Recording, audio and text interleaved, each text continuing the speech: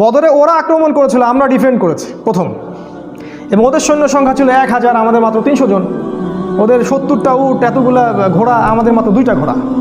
অসম যুদ্ধ, কোনো ক্যালকুলেশনই মিলবে না যুদ্ধ। তারপরে আল্লাহ পাক ওই যুদ্ধে আমাদেরকে বিজয় দান করলেন। যুদ্ধের ঘটনা অনেক ডিটেলস আজকে বলার সময় নাই, এতটুকু বলছি, ওই যুদ্ধে আল্লাহ পাক ফেরেশতাদেরকে দিয়ে আমাদেরকে সহযোগিতা করেছে। যদি আজও সেই ঈমান, সেই আমল, সেই তাকওয়া থাকে, সেই ইসলাম থাকে, আজকেও আল্লাহ পাক ফেরেশতাকে নামায় আমাদেরকে হেল্প করতে পারেন ইনশাআল্লাহ।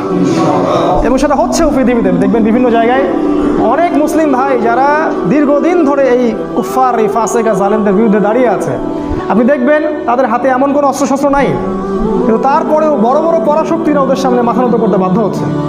দেখছি না আমরা একটা মিডিয়ার মাধ্যমে এখন।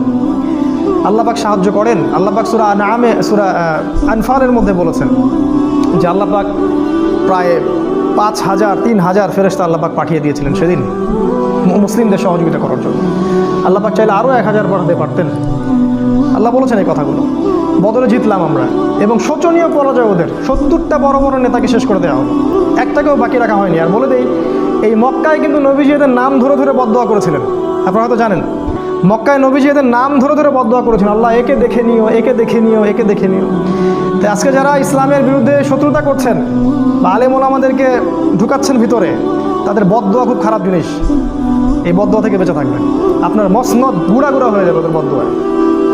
আপনাদের মসনদ, অহংকার, এই যে জুলুমের ভিত্তিতে গড়া এই সাম্রাজ্য একটা বদদোয়া চুরমার হয়ে যাবে ইনশাআল্লাহ। আলেম ওলামাকে এইভাবে কষ্ট দিবেন না। আজকে এগুলো বলার কেউ নাই, বলতে হচ্ছে আমাদেরকে। নবী সাল্লাল্লাহু আলাইহি ওয়াসাল্লাম নাম ধরে ধরে দোয়া করেছিলেন, সবগুলো লাশ বদরের কূপে পাওয়া গেছে। আপনারা জানেন, ছোট ছোট কচি কাঁচা সাহাবী, বয়স 12, 13, 14, এরা আবু জাহেলের গলা কেটে হত্যা করেছে। আব্দুল্লাহ বিন মাসউদ তার গলাটা নিয়ে এসে রাসূলের সামনে দিয়ে দিয়েছেন, এই যে আবু জাহেলের মাথা শেষ, সব বড়াই দম্ভ শেষ, জাহান্নামে চলে গেল।